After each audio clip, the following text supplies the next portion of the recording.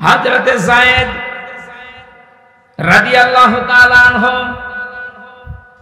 তিনি বিক্রি হয়ে গেলেন একবার ছোটবেলায়। ভাগ্য তাকে খাদিজাতুল কুবরার কাছে পৌঁছিয়ে দিয়েছে। হযরতে খাদিজা তার স্বামী মুহাম্মদুর রাসূলুল্লাহর কাছে উপহার দিলেন যে কামে কাজের লোক হিসাবে আপনাকে দিলাম, আপনি খেদমতের জন্য নিয়ে নেন। 7 দিন হয়ে গেছে। হযরতে যায়েদের বাবা এবং চাচা খবর পেয়েছে মক্কাতে মুহাম্মদুর রাসূলুল্লাহর কাছে আছে তার সন্তান। জয়পুরহাটবাসী একটু নিজের জীবনের সাথে মিলান তো। নিজের আপন চাচা আপন বাবা এসে বলছে, মুহাম্মদ শুনতে পেরেছি আমাদের সন্তান তোমাদের কাছে আছে, ফেরত দিয়ে দাও। নবীজি ডাক দিয়ে বললেন, আপনারা কে? আমি চিনি না। বলে, আমরা যায়েদের পিতা, এটা যায়েদের চাচা। বিশ্ব নবী বলেন, আপনারা যদি চাচার বাবা হয়ে থাকেন, যায়েদ যদি আপনাদেরকে চিনতে পারে আর যদি যেতে চায় আমি বাধা দেব না, কিন্তু যায়েদ যদি যেতে না চায় আপনারা জোর করে নিয়ে যেতেও পারবেন না। পিতা বললেন, হ্যাঁ আপনি অবশ্যই যুক্তিপূর্ণ কথা বলেছেন। হযরতে যায়েদকে নিয়ে আসা হলো। নবীজি জিজ্ঞাসা করলেন, যায়েদ এদেরকে চেনো? হযরতে যায়েদ বলে, হে রাসূল, এটা আমার বাবা আর এটা আমার চাচা। হযরতে যায়েদের পিতা ডাক দিয়ে বলে, যায়েদ তাড়াতাড়ি বাড়িতে চলো, তোমার মা কান্নাকাটি করছে, অসুস্থ হয়ে গেছে কাঁদতে কাঁদতে। সম্পদ যা আছে তুমি তোমার একক সন্তান, সব তোমারে দিয়ে দেব। হযরতে যায়েদ ওই দিন একটা কথা বলেছিলেন, আপনি একটু মিলান তো, আপনার কাছের বাড়ির ছেলেটা মেয়েটা আপনার সম্পর্কে এ কথা বলতে পারে কিনা। হযরতে যায়েদ বলেছিলেন, হে আমার পিতা, হে আমার চাচা, বাড়ির সম্পদ সহ যা আছে সব আমাকে দিয়ে দিতে চান। এই 7টা দিনে লোকটার কাছে থেকে যে ব্যবহার আমি পেয়েছি তামাম দুনিয়া দিলেও একে ছেড়ে যাওয়া যায় না। কি ব্যবহার পেয়েছিলেন নবীজির কাছে মাত্র 7 দিন। এই ছোট মানুষটা, আপনার বাড়িতে যে ছেলেটা কাজ করে, যে মেয়েটা কাজের মেয়ে, ওকে একদিন গোপনে ডেকে বলবেন, ওই তোরে 2 লাখ টাকা দেবো, তুই কি চলে যাবি? ও বলবে, শয়তান, টাকা দেওয়া লাগবে না, এমনি ছেড়ে দে। কথা বলে না।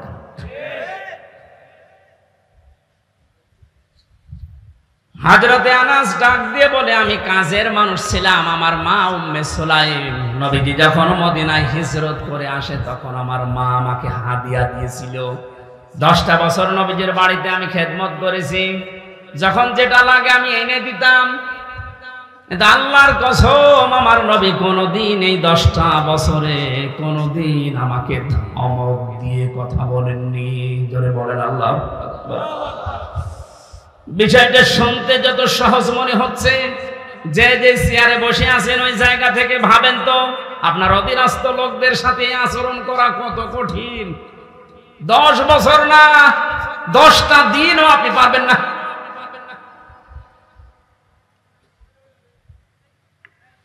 অনেক থানাতে আমি এই সেই 13 সাল 14 সাল 15 সাল এই সালগুলোতে আমি থানাতে বেশি থাকতাম। ওসি সাহেব, এই যে কনস্টেবল যে লোকটা অস্ত্র নিয়ে গেটে দাঁড়িয়ে থাকে, এর সাথে যে আচরণটা করে, মাঝে মাঝে আমার মনে হতো, আল্লাহ এই কনস্টেবল যদি ওই চেয়ারে বসে, আর আল্লাহ তুমি ওরে যদি ওখানে কনস্টেবল হিসাবে দাঁড় করিয়ে রাখো, ও যে ব্যবহার করলো কিছুক্ষণ আগে, ওইটা যদি ওর সাথে করতো, আমার মনে হয় ঘৃণায় মরে যেত।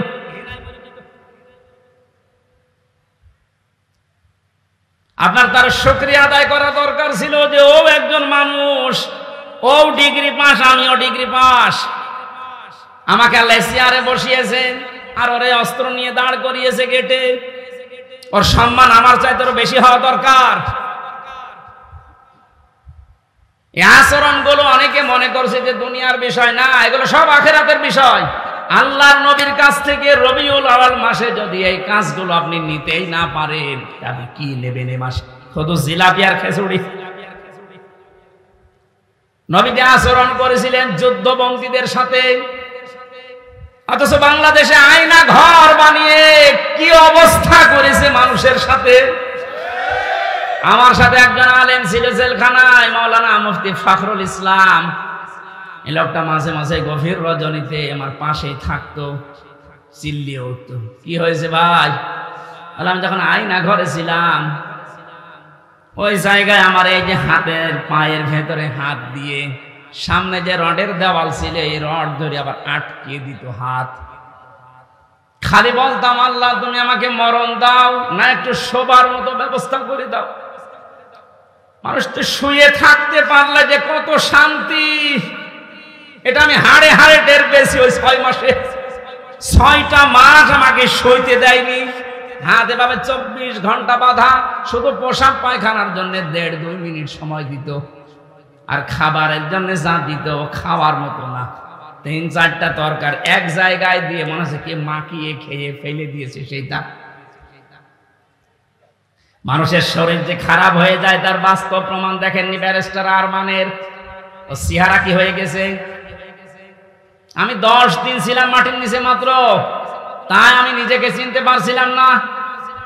আর সে 8 বছর, অথচ বিশ্বনবী যুদ্ধবন্দী যারা সাহাবীদেরকে বলতেন নিজেরা না খেয়ে থাকবা, যুদ্ধবন্দীদেরকে ভালো খাবারটা খাওয়াবা। আর আপনি নিজেও তো বলেন ওই নবী আমার ওই নবী আমার নবী। আপনি হজ করে আসেন, সালাম দিয়ে আসেন, সেখানে গিয়ে আপনি জানতেন না যে 15.5 বছর কত মানুষ মাটির নিচে আছে। আয়না ঘরের সাথে যারা সম্পৃক্ত তারা জানতো না। তারা তো সব নাম দেখেছেন। কামরুল আহসান, কি সুন্দর নাম, সৌন্দর্যের প্রতীক কামরুল আহসান। এত সুন্দর নাম নিয়ে লোকটা ঘুমাতো কি করে রাতের বেলা? আয়না ঘরের দৃশ্যগুলো তো অবশ্যই আপনি মাঝে মাঝে যে দেখে আসতেন। দেখে আসার পরে আপনি কি ঘরে এসে স্ত্রীর কাছে ঘুমাতে পারতেন? আমার তো ঘুম হবে না। 2 দিন 5 দিন 10 দিন হলে হয়, 8 বছর 10 বছর একটা মানুষ কবরের মতো জায়গা। রাত দিন বোঝা যায় না, কখন আজান হয় কখন নামাজ হয় কিছুই জানে না। আন্দাজে নামাজ পড়তাম। 4 ওয়াক্ত নামাজ আমি একবারে পড়েছি। কি করবো আমি জানি না যেখানে আজান হচ্ছে না কি হচ্ছে। নবীজি গভীর রজনীতে যুদ্ধবন্দী যারা ছিল বদরের ময়দানে, তাদের কাছে যে দেখলেন একজনের হাত একটু টাইট করে বাঁধা। নবীজি বললেন, সাহাবী কারা আছো, এর হাতটা একটু খুলে দাও। ওয়ায়ুতিমুনা আত-তাআমা আলা হুব্বিহি মিসকিনা ওয়া ইয়াতীমা ওয়া আসীরা। যারা জান্নাতে যেতে চান তারা ইয়েতিম, মিসকিন, অসহায় এবং যুদ্ধবন্দী যারা, বিশেষ করে যারা বন্দী জীবনে আছে তাদেরকে খাবার খাওয়াও, এ নির্দেশকার। আর আপনি কি করলেন? আবার জান্নাতে আপনার বলে হক আছে দাবি করে অনেকে। যা করেছেন আমার মনে হয় জান্নাতে আপনার হক নেই, আপনার হক আছে জাহান্নামে। নবীর উম্মত পরিচয় দিতে আপনার লজ্জা লাগবে না কিয়ামতে? নবীজি কি করলেন আর আপনি কি করেছেন? হচ্ছে না আমাদের আচরণ। শুধু রবিউল আউয়াল আসবে চলে যাবে, আপনি যদি এই আচরণগুলো ব্যবহারগুলো নিতে না পারেন তো কি হবে? খিচুড়ি আর জিলাপি খেয়ে পায়খানা করে? আল্লাহর নবী আচরণ করেছিলেন তার স্ত্রীদের সাথে। বিশ্বনবী নিজে রাষ্ট্রের দায়িত্ব পালন করে এসে দেখেন হযরতে আয়েশা রুটি বানিয়েছেন, আর বকরি রুটিগুলো একটা একটা করে নিয়ে চলে যাচ্ছে। অনেক রুটি বানাতে বানাতে ছোট মানুষ ঘুমিয়ে গেছে। আমার মনে হয় আমাদের মতো স্বামী যারা চাকরিজীবী ব্যবসায়ী মাঠে কাজ করে, বাড়িতে এসে যদি দেখতো যে তরকারি ছাগলে নিয়ে যাচ্ছে আর বউ পড়ে পড়ে ঘুমাচ্ছে, ওখানে পিটিয়ে আধমারা করে ফেলতো। কাজ কাম নেই বাড়িতে, কি করো কে? নবীজি এসে নিজে আটাগুলো নিজে খামের বানিয়ে আটাগুলো তৈরি করে, রুটিগুলো তৈরি করে, গোশত তৈরি করার পর হযরতে আয়েশাকে এবার ডাকলেন। ডাক দিয়ে বলে, আয়েশা দেখলাম তুমি ঘুমিয়ে গেছো, তোমার ঘুমের ডিস্টার্ব হবে এই জন্য কিছু বলি নাই। আমি নিজেই নতুন করে আটা খামির করে রুটি বানিয়ে গোশত বানিয়ে রেখে দিয়েছি, এসো আমরা 2 জন খাই। হযরত আয়েশা কেঁদে ফেললেন। নবীজির বুকের ভেতরে মাথা নিয়ে বলেন, হে আমার স্বামী, দুনিয়াতে আমার কোনো দুঃখ নেই, কোনো আফসোস নেই। এই কথা বলার মতো স্ত্রী বাংলাদেশে কম না বেশি? নেই। আমরা যে আচরণ করছি তাদের সাথে হচ্ছে না। আমারটা হচ্ছে না, কারণ এটা রেকর্ড হচ্ছে, মিথ্যা কথা তো বলা যাচ্ছে না। এখনই ম্যাডাম লাইভ দেখছে। আমার আচরণটা আরো সংযত হওয়া লাগবে। আমরা যেন রবিউল আউয়াল মাসে আমি সহ এখানে যত স্বামী আছি প্রত্যেককে যেন রাসূলুল্লাহর মতো এই চরিত্র নিতে পারি, বলেন আমিন। সম্মানিতা মা বোনেরা, আসার সময় দেখলাম গভীর মনোযোগ দিয়ে রাসূলের কথাগুলো শুনছেন, কান খাড়া করে শোনেন। বাংলাদেশে নারী নির্যাতন করলে কেস হয়, মামলা হয়, এই যে বসে আছে মামলা নেওয়ার জন্য। পুরুষ নির্যাতন হলে যে কেস হবে, করব কোথায়? এজন্য আমরা চাচ্ছি আপনাদের কারণে দেশের 100 জনের 98টা স্বামী মানসিক রোগী হয়ে যাচ্ছে। আপনি উদার হবেন। মেয়েদের ছোট মনের কারণে সংসারে শান্তি নেই। হাজারো মেয়ে লোক বউ এমন আছে, নিজের বাবা মা নিজের ভাই বোনের জন্য যদি স্বামী খরচ করে বলে অসুবিধা নেই, অথচ স্বামী যদি তার নিজের ভাই বোনের জন্য একটু কিছু করে, অনেক বউ আছে মন খারাপ করে। এরকম ছোট মনের বউ আছে, কার হাত তোলেন তো? না না, আমি হাসির খোরাকি দেই। এই 2 জন হাত তুলেছে বিয়ে না করি, আমি জানি বিবাহিত মানুষ হাত তুলবে না, কারণ এটা কিন্তু ভিডিও হচ্ছে। ও দেখবে যে আমার বাড়িওয়ালা হাত তুলেছে কিনা। না, আপনি উদার হন। কি করবেন? আপনি তো 50 বছর পরে দুনিয়ায় থাকবেন না। মাঝখান থেকে আপনি এই আচরণের কারণে জাহান্নাম খরিদ করে নিয়ে যাচ্ছেন। আপনার মতো পাগল আর কেউ নেই। আপনার সম্পত্তি পড়ে থাকবে, মাঝখান থেকে আপনি জাহান্নামে হয়ে যাচ্ছেন। অথচ নবীজি বলেন, কোন স্ত্রী যদি চায় যে আমার স্বামী বেশি দিন বেশি থাক, আমার স্বামীর সম্মান মর্যাদা টাকা পয়সা আরো বেড়ে যাক, সে যেন মাঝে মাঝে স্বামীকে তাগিদ দেয়, তুমি যাই করো রক্তের সম্পর্কগুলো ঠিক রাখো। এরকম বলার মতো বউ আছে? নেই। আরো কি করে রক্তের সম্পর্ক নষ্ট করে দেয় সেই বুদ্ধি দেয়। শাশুড়ি গল্প করে মানুষের কাছে মাঝে মাঝে যে আমার জামাই খুব ভালো, শুধু আমার মেয়ের কথা মতো চলে, আর এই যে ছেলেটা আমার, এটা একটা হারামজাদা, শুধু বোর কথা মতো চলে। আপনি শাশুড়ি আপনার মনের ছোট কেন? একটু উদার হতে পারেন না? নিজের মেয়ে ভুল করলে মাফ করে দেন, আর বউমা একটু কিছু করলে আপনি তার ছেলের কানে তুলে দেন। আপনি মানুষ, অনেক ডাইনি। আপনি নামাজ দিয়ে রোজা দিয়ে কালো বোরকা দিয়ে জান্নাত যেতে পারবেন না ওই মেয়েটার বরদোয়ার কারণে। আল্লাহ আমাদের আচরণগুলো রাসূলের কাছ থেকে নেওয়ার তৌফিক দাও, বলেন আমিন। আন্তর্জাতিক জীবনে তার চরিত্র আছে। প্রত্যেকটা জীবনে বড়দের সাথে কিভাবে আচরণ করা লাগে। আজ অফিসের যারা বস আছেন, এখানে দোকানের মালিক আছেন, আমি বহু অফিসে এই অভিযোগটা শুনেছি, এই জন্য তুলে ধরলাম। অনেক অফিসের অফিসারের আচরণ পেয়ে তার নিম্নে যারা চাকরি করে, তার আচরণের কারণে বলে কখন যে 8 ঘন্টা চলে যায় স্যারের কাছে থাকতে, আমি টেরও পাই না। মনে হয় যে আরো 8 ঘন্টা যাক, বাড়ির কথা আর মনে হয় না। এমনও স্যার পেয়েছি, বলো হুজুরে 8 ঘন্টা না, কখন যে 8 ঘন্টা যাবে শুধু আল্লাহ আল্লাহ করুন। এই যে 2টা স্যারের পরিচয় বললাম, একটার চরিত্র রাসূলের মতো, আর একটার চরিত্র ফেরাউনের মতো।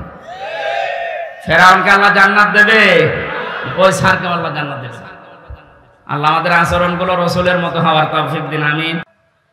আপনাকে আল্লাহ 500টা কাজ দিয়েছিল দুনিয়ায়, যেটা মৌলিক কাজ, এই ছাদের মতো আর খুঁটির মতো। এগুলো আপনি না করে মার্বেল খেলছেন। পরবর্তীতে যখন আল্লাহ দেখছে এ কি করে, এই গুরুত্বপূর্ণ কাজগুলো না করে ও মার্বেল খেলছে, ওনার মতো আল্লাহর রাগ হওয়া সম্ভব না। আপনার জীবনের যে মৌলিক কাজ, এটা গুরুত্বের ভিত্তিতে আল্লাহ মাপবেন। 500টা কাজ দিয়েছেন, 500টা কাজের গুরুত্বপূর্ণ কিছু অংশ আছে। নামাজের যেমন 13টা। এই অজু করতে গেলে মানুষের অজু ভেঙে যায় কয়টা কারণে? 7 কারণে। বলেন কয় কারণ? এর ভেতরে যদি 6টা আদায় করেন, একটা আদায় করেননি বা নষ্ট হয়ে গেছে, আপনার পুরা অজু শেষ। ওই অজু দিয়ে নামাজ হবে? আমি কেন বলছিলাম এ কথা বারবার ক্লাসের মতো? আমাদের আজকে আমল মাপার, অনেকে মনে করে কিয়ামতের দিন এদিকে আমি 10 কেজি সব তুলে দেব, এদিকে 11 কেজি গোনা তুলে দেব, একটু কম বেশি হবে। অথবা এদিকে 11 কেজি সওয়াব, এদিকে 10 কেজি গোনা, একটু বেশি হবে, আল্লাহ জান্নাত দিয়ে দেবে। আরে ভাই কাজ কি মানুষ মাপে দাড়ি পাল্লা দিয়ে নাকি? গুরুত্ব দিয়ে মাপতে হয়। আপনার জীবনের গুরুত্বপূর্ণ কাজই তো নেই।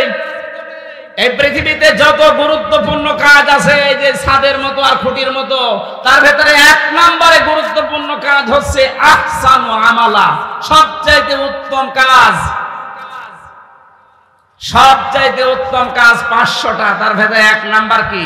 1 নাম্বার হচ্ছে আনাকিমুদ্দিন, এই পৃথিবীতে আল্লাহর দিন কায়েম করে দেখাও। এইটার নাম শুনলে যাদের কাছে রাজনীতি মনে হয়, দুনিয়ার কাজ মনে হয়। হযরতে মুসা তাহলে ভুল করেছিল, হযরতে ঈসা ভুল করেছিল, ইব্রাহিম নবী ভুল করেছিল, নূহ নবী ভুল করেছিল, মুহাম্মদ রাসূলুল্লাহ ভুল করেছিল। ওনারা তো এই কাজ করতে গিয়ে 27টা যুদ্ধের নেতৃত্ব দেওয়া লেগেছে। আপনি এই কাজের কথা শুনলে খালি দুনিয়ার কাজ মনে করেন, রাজনীতি মনে করেন। মানে আপনার তো মৌলিক কাজই হাতছাড়া হয়ে যাচ্ছে। ফুল দিয়ে এসব দিয়ে কি করবেন? আমি আশা করি কথা বোঝাতে পেরেছি।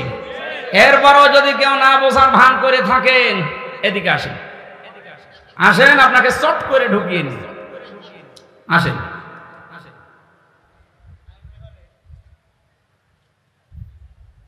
কিয়ামতে যেহেতু আপনার সামনে আপনার নেতা আগে থাকবে, এরপরে আপনি থাকবেন, এই জন্য এমন কোন মানুষের সামনে পেছনে থাকা যাবে না যারা দেখলেই আল্লাহর রাগ হয়।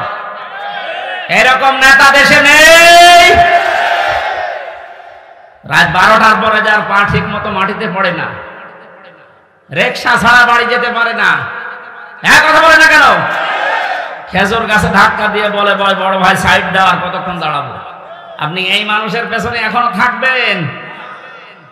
কালকে এই বাংলাদেশের ইসলামী আন্দোলনের একজন সর্বোচ্চ নেতা, আপনাদের রাজশাহীতে বাড়ি, অধ্যাপক মুজিবুর রহমান, অনেক ঘোষণা দিয়েছে এই দেশে যেন কোনো মদখোর, কোনো মাতাল আপনার এই সিলটা না পায়। এটা তো উনি বানিয়ে বলেছে, সূরা ইয়াসিনের ব্যাখ্যা এটা। এমন মানুষকে আপনি এটা দেবেন না যে সামনে ওই লোকটা থাকলে আল্লাহর আগে রাগ হয়ে যাবে, আপনার পর্যন্ত যাবেই না। এই জন্য আল্লাহ যেহেতু নবীকে 7টা নামে ডাক দিয়েছিলেন, তার ভেতরে প্রথম ইয়াসিন, এরপরে তহা, এরপরে আব্দুন বা আব্দুল্লাহ, এরপরে মুজাম্মিল, মুদ্দাসসির, আহম্মদ, মুহাম্মদ। আমরা প্রতিটি শব্দের ব্যাখ্যা আছে, এত কথা বলতে গেলে মেলা রাত হয়ে যাবে। আমরা রবিউল আউয়াল মাস, যেহেতু এই মাসে নবীজির জন্ম, এই মাসেই মৃত্যু। বিশ্ব নবী এই মাসে এসেছিলেন, এই মাসে ইন্তেকাল করেছেন। তাকে নিয়ে বিশেষ করে যে মাতামাতি হয় এই রবিউল আউয়াল আসলে, এটা কোরআন হাদিসে বর্ণিত নেই। আমাদের রাষ্ট্রীয়ভাবে একদিন ছুটি দেওয়া আছে মিলাদুন নবী, নবীর জন্ম বৃত্তান্ত আলোচনা করার জন্য। না, নবীর জন্ম বৃত্তান্ত আলোচনা করার জন্য রাষ্ট্রীয় শোকের দরকার নেই, রাষ্ট্রীয় ছুটির দরকার নেই। নবীজি যেটা দিয়ে দেশ চালিয়েছিলেন, এইটা কিভাবে চালানো যায় সেই পদ্ধতি আবিষ্কার করুন, তাহলেই হবে রবিউল আউয়াল পালন করা। আপনি কি একজন সাহাবীর চাইতে বেশি ভালোবাসা মহব্বত রাসূলুল্লাহকে দিতে পারবেন? বলেন। এই যে মিলাদ নিয়ে যারা আজ মাতামাতি করে, আমি কালকে বগুড়া ছিলাম, খালি মিলাদ নিয়ে যেভাবে মিছিল লাগিয়েছে, এরা বুঝে করুক না বুঝে করুক আমি ওটা জানি না, কিন্তু বাস্তবতা হচ্ছে শুধু যদি কেউ মিলাদ মানে জন্ম, মিলাদ মানে কি? শুধু জন্ম নিয়ে কেউ যদি আনন্দে থাকে, সে জাহান্নামে যাবে, শুধু জন্ম নিয়ে। কারণ নবীজির ইন্তেকালের 600 বছর পরে এই মিলাদ আবিষ্কার করেছে মানুষ। তাহলে এই 600 বছরে তো মিলাদ হয়নি দুনিয়ায়, ওরা জান্নাত যাবে না? বলেন। আপনি এই 600 বছর পরে কোথায় পেলেন এটা? ইসলামের ভেতরে নতুন কিছু আবিষ্কার যে করে সে বেদাত করে, আর বেদাত করলে সে গোমরা, আর গোমরা হলে সে জাহান্নামে। আপনি একটা কথা খণ্ডন করতে পারবেন? এবার আসেন আমি দলিল দিচ্ছি। 2 জন চাচা ছিল নবীজির জন্মে খুশি, একজন আবু লাহাব আর একজন আবু তালেব, এরা আপন চাচা। এই 2 জন এত বেশি খুশি হয়েছিল নবীর জন্মে, যারা সংবাদ দিয়েছে তাদেরকেও আজাদ করে দিয়েছে। আর আবু তালেবের জীবনী পড়েছি, ও নিজের সন্তান আলীকে কাছে রাখতো না, কিন্তু ভাতিজা মুহাম্মদ এতিম, বাবা নেই মা নেই, এই জন্য নিজের কাছে রাখতো। এত আদর করেছে, বলতো ভাতিজা আমি তোমার ধর্ম মানি না, কিন্তু তোমার শরীরে কেউ আঘাত করুক এটা আমি বেঁচে থাকতে সহ্য করব না। তা আপনি আর কি করেন বলেন তো? নবীর জন্ম আসলে সেই লোকটার দিকে তাকায়। ও জীবন পর্যন্ত দেওয়ার মতো এইরকম মহব্বত করতো রসুলকে। তো মারা যাওয়ার সময় নবীজি যখন বললেন, ইয়া আম্মি আবি তালিব লা ইলাহা ইল্লাল্লাহ হাজ্জুল লাকা ইনদাল্লাহি ইয়াউমাল কিয়ামাহ, বুখারী শরীফের হাদিস। নবীজি মাথার কাছে এসে বলেন, চাচা আশপাশে মানুষজন দাঁড়িয়ে আছে, আপনার জোরে বলার দরকার নেই, আমার কানের কাছে মুখ নিয়ে শুধু আস্তে করে বলেন লা ইলাহা ইল্লাল্লাহ মুহাম্মাদুর রাসূলুল্লাহ বলার দরকার নেই, কারণ ওটা আমি নিজে আমি জানি। আপনি শুধু আল্লাহর একাত্মবাদের স্বীকৃতি আমার কানে শোনান, কারণ আমি সাক্ষী, আমি শাহেদ। আমি কি শাহিদা ওয়া মুবাশশিরা ওয়া নাযীরা, এই শব্দগুলো কোরআনে নেই। আমি যে সাক্ষী, কিয়ামতে তো বলা লাগবে। আপনি শুধু আমার কানের কাছে একটু বলেন যে লা ইলাহা ইল্লাল্লাহ, আর কিছু বলা লাগবে না, কাউকে শোনানোরও দরকার নেই।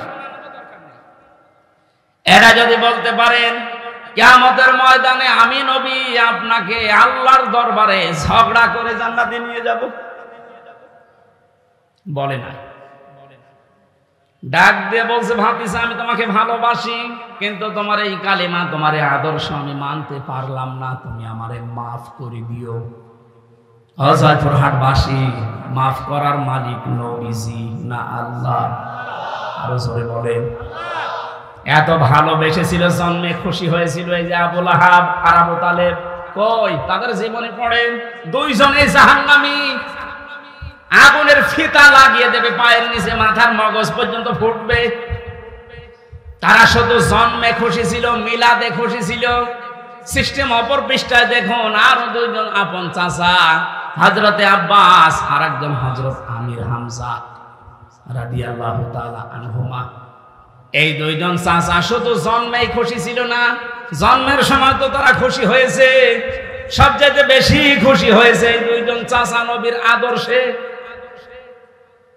হযরত হামজা নবীর আদর্শ মানতে গিয়ে নিজের জীবন দিয়েছে, ৭০ টুকরা হয়েছে, তারপরও পিছপা হয়নি। কথা বলে না কেন? হযরতে আব্বাস নিজের জীবন দিয়েছে নবীর আদর্শ গ্রহণ করে। তিনি বলেছিলেন, মান যাকা তা'মাল ঈমান, তোমরা যদি ঈমানের স্বাদ পেতে চাও, মান রাদিয়া বিল্লাহি রাব্বা, আল্লাহকে রব্বে খুশি থাকো, ওয়াবিল ইসলামি দীনা, ইসলামকে জীবন ব্যবস্থা হিসাবে পেয়ে খুশি থাকো, আমি মুহাম্মাদুর রাসূলুল্লাহ সাল্লাল্লাহু আলাইহি ওয়াসাল্লাম নাবিয়্যা ওয়া রাসূলা। রাহু মুসলিম, মুসলিম শরীফের হাদিস। নবীজিকে, বিশ্ব নবী মুহাম্মাদুর রাসূলুল্লাহকে নবী এবং রাসূল পেয়ে খুশি থাকো। হযরতে আব্বাস আর হামজা, এই দুইজন চাচা নবীর শুধু জন্মে না, তাদের সিরাতে সুরাতে তাদের আদর্শ পেয়ে খুশি, এজন্য এই দুইজন চাচাই জান্নাতি। সুতরাং আজকে আমাদের সময় এসেছে, রবিউল আউয়াল মাস 1 বছর পরে আসবে, শুধু নবীর জন্মের কথা শুনে মিলাদ দেবেন, জন্মের আলোচনা করবেন, খিচুড়ি জিলাপি খেয়ে শেষ করে দেবেন না। আপনার যদি পালন করতেই হয়, প্রত্যেক সোমবারে একটা করে রোজা রাখেন। কথা বলো না কেন? আর যদি সর্বোচ্চটা মানতে চান, হযরত হামজার মতো, হযরত আব্বাসের মতো তার আদর্শ মেনে নেন। আল্লাহ আমাদেরকে মেনে নেওয়ার তৌফিক দিন, বলেন আমিন। এই নবীর জীবনী থেকে একটা পাঠ, আমি 27টা পাঠ বলেছিলাম না, একটা পাঠ আজকে আলোচনা করছি। আচরণ, নবীজির আচরণ, ব্যবহারটা কেমন ছিল আর আমাদেরটা কেমন, এটা আমি বাস্তবের সাথে আজ মিলাবো। সূরা আলে ইমরান 159 নম্বর আয়াত, একটা মাত্র আয়াত পড়েছি। এই আয়াতের ভেতরে যা আছে তাফসীর আকারে বলার চেষ্টা চালাচ্ছি, নাকি শেষ করে দেব? জবান খুলে কোরআনের আয়াতে প্রবেশ করেন। আউযু বিল্লাহি মিনাশ শাইতানির রাজিম, বিসমিল্লাহির রহমানির রহিম। করে বানিয়েছি। আপনি যদি কঠোর হতেন, কর্কশ ভাষী হতেন, তাহলে আপনার কাছে মানুষ ভিড়তো না, আপনার আশপাশ থেকে মানুষ সব চলে যেত। আপনি যেহেতু নরম দিলের মানুষ, মানুষদেরকে আপনি ক্ষমা করেন আর তাদের জন্য ক্ষমা চান। কোন কাজ করতে হলে যারা অধীনস্থ আছে তাদের সাথে পরামর্শ করে করবেন। কাজটার যখন সিদ্ধান্ত নেওয়া হয়ে যাবে তখন ভরসা করবেন একচ্ছত্রভাবে আল্লাহর উপরে। যারা ভরসাকারী তাদের আল্লাহর উপরে ভরসা করাই উচিত। এটা বাংলা অর্থ ছিল। এবার আমরা তাফসিরে যাই। নবীজিকে আল্লাহ এত কমল, একদম সফট একটা হৃদয় দিয়েছিলেন। তার যে আচার ব্যবহার গুলো, আল্লাহ পাক তার আচার ব্যবহার প্রমাণ করতে গিয়ে একটা নাম দিয়েছেন, খুলুকিন আযীম। হে নবী, আপনি মহান চরিত্রের উপরে প্রতিষ্ঠিত। জোরে বলেন সুবহানাল্লাহ। নবীজির যে আচরণগুলো ছিল, প্রথমে শিশুদের সাথে ধরেন, এটা বাচ্চাদের সাথে যার যে আচরণ, হাদিস প্রমাণ করছে। নবীজি রাস্তা দিয়ে যখন হেঁটে মসজিদে নববীতে কাবা শরীফে যেতেন, রাস্তার আশেপাশে বাচ্চারা খেলাধুলা যারা করত, বিশ্ব নবীকে দেখলে নিজের মা, বাবা, বড় ভাই সব ছেড়ে নবীর কাছে ছুটে আসতো। আমাদের ভেতরে চরিত্রটা অনেকের নেই। বাচ্চাদেরকে আদর করা, মহব্বত করা, ভালোবাসা দেওয়া। নবীজি বলেন, ছোটদের সাথে আমার ভালোবাসাটা, আমার আন্ডারস্ট্যান্ডিং এমন ভাবে পয়দা হয়েছিল, আল্লাহ তৈরি করে দিয়েছিলেন। বাচ্চারা যদি নিজের মা বাবাকে দিনের পর দিন, মাসের পর মাস, বছরের পরে বছর না দেখতো, আমি নবীর সাথে থাকলে ওরা মনে করত মা বাবার সাথে আছে। বাংলাদেশের ঐতিহ্যবাহী জনপদ জয়পুরহাট, আক্কেলপুর থানার অন্তর্গত। এই থানায় যারা বসবাস করে মনে হয় এদের আক্কেল বেশি নাকি? তো আক্কেল তো এই অবস্থা হচ্ছে কেন? আশা করছে আপনাদের নাম এটা কানে লাগাবেন। আক্কেলপুর থানা, কোন এলাকা এটা? কাশিড়া বাজার জামে মসজিদের উদ্যোগে হাই স্কুল ময়দানে এলাকাবাসী কর্তৃক আয়োজিত তাফসীরুল কোরআন মাহফিলের স্বনামধন্য সভাপতি, আজকের মাহফিলের সভাপতিকে নাম কর, বিশিষ্ট ব্যবসায়ী কাশিড়া বাজার আল্লাহর গোলাম জনাব আব্দুর রহিম, আতালাল্লাহু উমরাহু ওয়া বারাকাল্লাহু ফি হায়াতি, বলেন আমিন। মাহফিলের প্রধান অতিথি উপজেলা নির্বাহী অফিসার আক্কেলপুর জয়পুরহাট, আমাদের অভিভাবক, শ্রদ্ধাভাজন ব্যক্তিত্ব সকলের জনাব মোহাম্মদ মঞ্জুরুল আলম। এই মানুষগুলোকে আল্লাহর কোরআনের অনুষ্ঠানগুলোতে অতিথি বানাবে, তাহলে ঝামেলা হবে না ইনশাআল্লাহ। যে মানুষগুলো এখনো বুঝে হোক না বুঝে হোক সে মানধাত আমলে আছেন, যে আলেমদের মুখের সামনে থেকে মাইক্রোফোন কেড়ে নেবেন, আপনার কিন্তু কল্লা থাকবে না। সেদিন চলে গেছে, এখন সেদিন আর নেই। কয়েকদিন আগে বাংলাদেশের গোয়েন্দা বিভাগের প্রধান যিনি, আমি কথা বললাম, উনি কল দিয়েছিল, বলছিল হামজা ভাই, সারা বাংলাদেশের যেখানে কোরআনের কথা বলবেন, আল্লাহ যেই ফোর্সে বলতে বলেছেন ওই ফোর্সে বলবেন, কোনো বাধা নেই, কোনো অনুমতি নেওয়ার প্রয়োজন নেই। অন্যান্য ধর্মীয় অনুষ্ঠান যেভাবে বাংলাদেশে হয়, কোরআনের আলোচনা ঠিক ওই ধাঁচে হবে। কেউ যদি বাধা দেয়, শুধু নাম আর বাবার নাম আর জায়গার নাম জানাবেন, ওর ঠ্যাং ভেঙে ফেলেন। বললাম, স্যার আপনি এতদিন ছিলেন কোথায়? বলছে, আমি নতুন এসেছি, আমি একজন মুসলিম, আর মুসলমান হিসাবে যা করা লাগে, অন্যান্য ধর্মীয় অনুষ্ঠানগুলো যদি কোনো আয়োজন না লাগে, কারো প্রয়োজন না লাগে, অনুমতি না লাগে, ঝামেলা না হয়, ৯৬% মুসলমান এই দেশে আমরা বাস করি, আমাদের কলিজার চাইতেও দামি কোরআন কারীম, তার প্রচারে প্রসারে অনুমতি নেওয়া লাগবে, ঝামেলা করবে আর তাকে আমরা ছেড়ে দেব? কখনো না। এই জন্যে যাতে মাতাল হলো আমরা তাহলে ঠিক আছি, বাস্তবতা বুঝে কাজ করবেন। বিশেষ করে আমাদের এখানে উপস্থিত হয়েছেন আজকে আক্কেলপুর থানার অফিসার ইনচার্জ, আমাদের অভিভাবক, নতুন এসেছেন আপনাদের কাছে, জনাব মোহাম্মদ নয়ন হোসেন, দামাত বারকাতুহুমুল আলিয়া। এতক্ষণ যারা আলোচনা রাখলেন, হযরত মাওলানা তরিকুল ইসলাম, মাওলানা আব্দুল কাদের, আর যত মানুষের নাম দিয়েছে, এ তো মনে হয় কয়েক মিনিট শুধু বলতেই সময় লাগবে, এমনিতে রাত বেশি হয়ে গেছে। আমি কয়েকদিন আগে মালয়েশিয়া, সিঙ্গাপুর কয়েকটা দেশে ঘুরছিলাম। মাওলানা মিজানুর রহমান আজহারি, জাকির নায়েক এবং ডেভিড লিউ বলে একজন আছে, নাম করা স্কলার, সারা বিশ্বে পরিচিত। এই মানুষগুলোর সাথে আলোচনা ছিল, ওনারা জানাচ্ছিলেন যারা আমরা এই যে কোরআনে কারিমের ময়দানে কথা বলি, এগুলো একটা ক্লাসের মতো। যদিও এখানে ছাত্রের মান সব এক না, এখানে এক এক রকম ছাত্র আছে। আমাদের বিশ্ববিদ্যালয়ের ক্লাস যারা নিত, সামনে যে সব 82 জন 85 জন বসে আছে, সব এক মাপের, এক ক্লাসের এক মাপের ছেলেরা মেয়েরা। এখানে যারা আছে সবগুলো এক মাপের নাকি? এখানে এমনও লোক আছে একবার বললে বুঝবে, এমন লোক আছে 2 বার বললে বুঝবে, এমন লোক আছে 80 বার বললেও আমরা জিজ্ঞাসা করবে কি।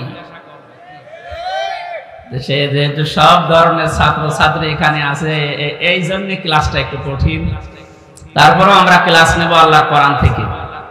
ক্লাস সর্বোচ্চ নেওয়া হয় 45 মিনিট। বিশ্ববিদ্যালয়ে যারা ক্লাস নেয় আমরা দেখেছিলাম সর্বোচ্চ ক্লাস নেয় 45 মিনিট। কেন ভার্সিটি যারা ক্লাস নেয় এদের কোনো যোগ্যতা নেই, 45 মিনিটের পরে আর কথা বলতে পারে না, এই জন্যই নাকি? হ্যাঁ, বিজ্ঞান প্রমাণ করছে মানুষের এই মাথার ভেতরে আল্লাহ 6টা জিনিস বিশেষ করে দিয়ে রেখেছেন। ফ্রন্টাল লব, অক্সিপিটাল লব, এরকম 6টা জিনিস দিয়ে সাজিয়ে এক একটার ভেতরে 8টা 10টা 12টা 15টা 18টা 24টা পর্যন্ত বিষয় দেওয়া আছে। এগুলো ক্যাচ করে। আমি বলতেই থাকলাম, আপনি শুনতেই থাকলেন না। মানুষের মেধায় কথা ধরার একটা লিমিট আছে। বিজ্ঞান প্রমাণ করেছে যে 40-45 মিনিটের পরে আপনি যদি কথা বলেন আগেরটা ভুলে যাবে, পরে আবার ওইটা যোগ হবে। এই জন্য যারা ক্লাস নেয় সারা পৃথিবীতেই প্রায় এই নিয়ম, 40-45 মিনিটের উপরে কোনো ক্লাস হয় না, কারণ আপনি কথাটা যেন ধরে রাখতে পারেন। এটাও যেহেতু ক্লাসের মতো আমরা অন্তত 40 মিনিট না 1-1.5 ঘন্টা মতো বা 1 ঘন্টা মতো কথা বলবো ইনশাআল্লাহ। কোরআনে কারিম থেকে কিছু নিয়ে যেন আজকে বাড়ি যেতে পারি। যত মানুষের নাম যেহেতু দেখলাম তাদের সম্মান আছে, এই জন্য আপনারা দাওয়াত দিয়েছেন, আমরাও তাদের সম্মান জানাচ্ছি কোরআনের অনুষ্ঠানে। ওয়ারাফা'না লাকা যিকরাক, আল্লাহ তুমি তাদের সম্মান আর মর্যাদা দুনিয়া আখিরাতে দুইটাই বাড়িয়ে দাও। সামনে বসা মুসলমান ভাইরা, পর্দার আড়ালের সম্মানিতা মা এবং বোনেরা, প্রশাসনের ভাইরা, প্রাণপ্রিয় জয়পুরহাটবাসী, দল মত জাতি বর্ণ ধর্ম নির্বিশেষে, এটা জামাতে ইসলামের অনুষ্ঠান নয়, এটা চরমনাই পীরের অনুষ্ঠান নয়, এটা বিএনপির অনুষ্ঠান নয়, এটা আওয়ামী লীগের অনুষ্ঠান নয়। হাদা বায়ানুল লিন্নাস হুদাল লিন্নাস, মানুষ পদবাচ্য যারা বিবেচিত তাদের জন্য আল্লাহ এই কোরআন দিয়েছেন। কথা বলেন ঠিক কিনা? সুতরাং সেই নিয়ত নিয়ে আজকে আমরা এসেছি। বলেন আলহামদুলিল্লাহ। আল্লাহ পাক বলেন তাহা মা আনসালনা আলাইকাল কুরআনা লিতাশকা, হে নবী এই কোরআন আমি আপনাকে এই জন্য দেইনি যে আপনি মার খাবেন, পৃথিবীতে না খেয়ে থাকবেন, অপমান হবেন, অপদস্থ হবেন, লাঞ্ছিত হবেন, বঞ্চিত হবেন না, এ কারণে আমি কোরআন দেইনি। কোরআনে কারিম আপনাকে আমি দিয়েছি পৃথিবীর উপরে থাকবেন। কোথায় উপরে আছে আজ আমরা? না। আমাদের যে সমস্ত ভুলের কারণে আমরা উপরে থাকতে পারি না, ওই বিষয়গুলো আজকে কোরআনে কারিম দিয়ে আমরা ক্লিয়ার করব। 27টা বিষয় আছে, আজকে আমি একটা বিষয় শুধু ক্লিয়ার করার চেষ্টা চালাবো ইনশাআল্লাহ। আপনি এখান থেকে সরে বসুন, পেছনে যারা আছে একটু পরে চিল্লাবে, জানতে একদম।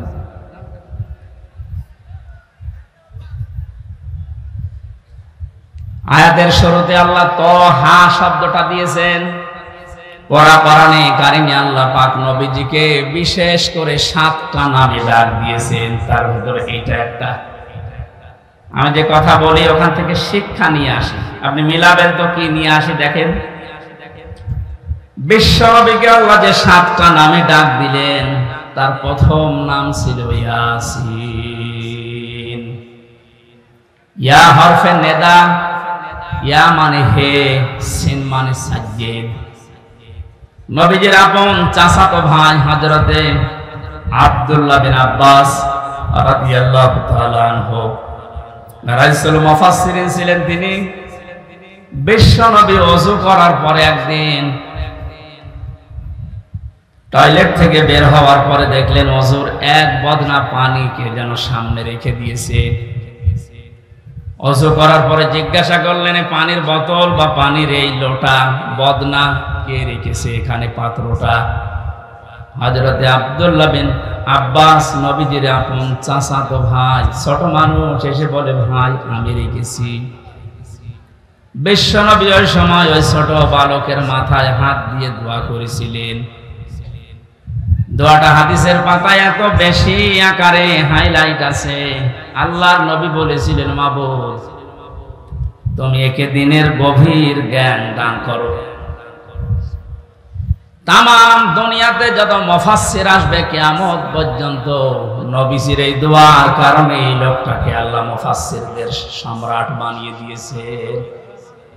এখানে রাইসুল মুফাসসিরিন বলা হয়। তিনি তাফসিরে কাবিরের ভেতরে সিন শব্দের 5টা অর্থ দিয়েছেন। আপনি তাফসিরুল কোরআন মাহফিল লিখে দিয়েছেন। আমরা চেষ্টা চালাবো তাফসির আকারে কথা বলা, নাকি আমার মন মতো বলবো? সিন শব্দের 5টি অর্থ। প্রথম অর্থ হচ্ছে সাজ্জিদুল আলামিন। সিন মানে সাজ্জিদুল বাশার, সিন মানে সাজ্জিদুল কাউনাইন, সিন মানে সাজ্জিদুল আম্বিয়া, সিন মানে সাজ্জিদুল মুরসালিন। জয়পুরহাটবাসী ক্লাস চলছে, খুব খেয়াল করে কথাগুলো নেওয়ার চেষ্টা করেন।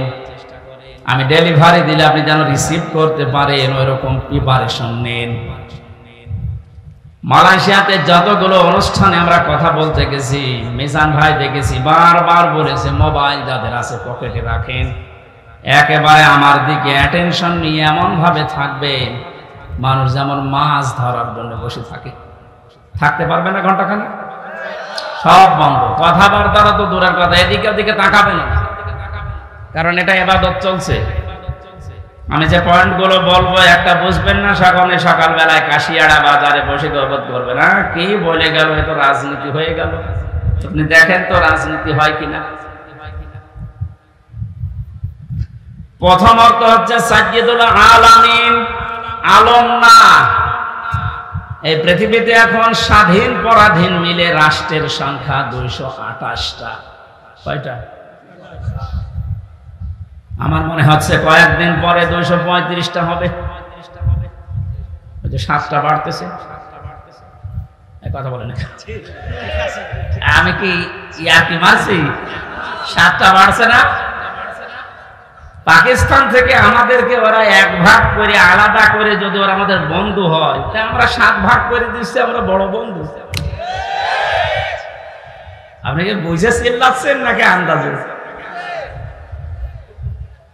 বিশ্বানন্দিত মুফাসসির আল্লামা সাইদি রাহমাতুল্লাহ আলাইহি উনি বলেছিলেন না, বাবরি মসজিদ যেভাবে টুকরা টুকরা করেছে ভারত, ওইভাবে আল্লাহ ওদেরকে টুকরা টুকরা করবে। আমার তো মনে হচ্ছে তার এই স্বপ্ন এখন বাস্তবে রূপ নিচ্ছে। 228টা রাষ্ট্র থেকে এখন কিছুদিনের ভেতরে শুনবেন রাষ্ট্রের সংখ্যা পৃথিবীতে 235টা। 28 আর 7 কত হয় বলেন না কেন?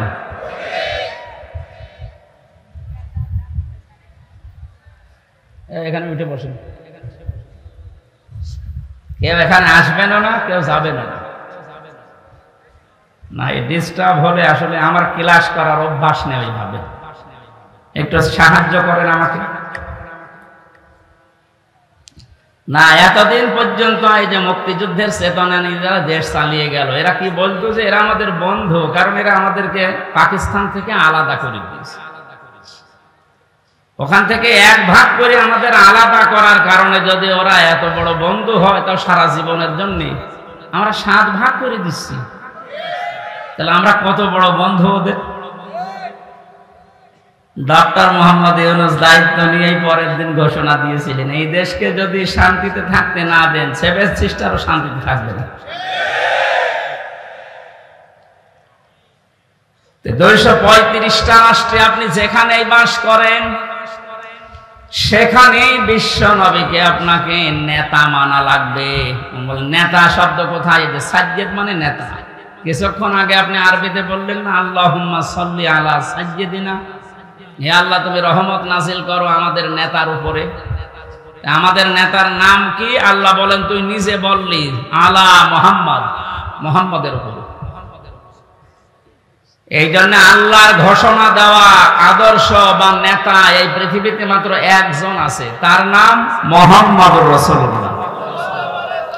কেউ যদি এই পৃথিবীতে 235টা রাষ্ট্রে বাস না করে বলে আমি মঙ্গল গ্রহে থাকি, সেখানেও আপনাকে মানা লাগবে, কারণ সাজ্জিদুল আলামিন। কেউ যদি বলেন আমি চাঁদের দেশে থাকি, সে দেশেও আপনাকে রাসূলুল্লাহকে নেতা মানা লাগবে। বিশ্ব নবী বাদ দিয়ে অন্য কেউ আপনার নেতা হতেই পারে না। কেন বারবার এই শব্দটা বলছি?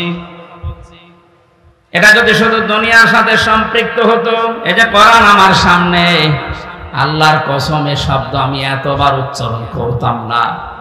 এ সম্পর্ক কিন্তু আখিরাতের সাথে। নারী হোক আর পুরুষ হোক, তার একমাত্র আদর্শ হওয়া লাগবে বিশ্ব নবী। মানুষকে যখন কিয়ামতে আল্লাহ তুলবেন, প্রতিটি মানুষকে বিচারের প্রথম ধাপে আল্লাহ ডাক দেবেন তার সামনে একা একা, অকুল্লুহুম আতিহি ইয়াউমাল কিয়ামাতি ফারদা। সূরা মরিয়ম 16 নম্বর পারা 10 নম্বর পৃষ্ঠার 15 নম্বর লাইনের শেষ নাম্বার 95 নম্বর আয়াত। আল্লাহ পাক বলেন কিয়ামতে প্রতিটি মানুষ আমি ডাক দেব বিচার করার জন্য, স্রেফ একা একা। কয়জন করে? কেউ থাকবে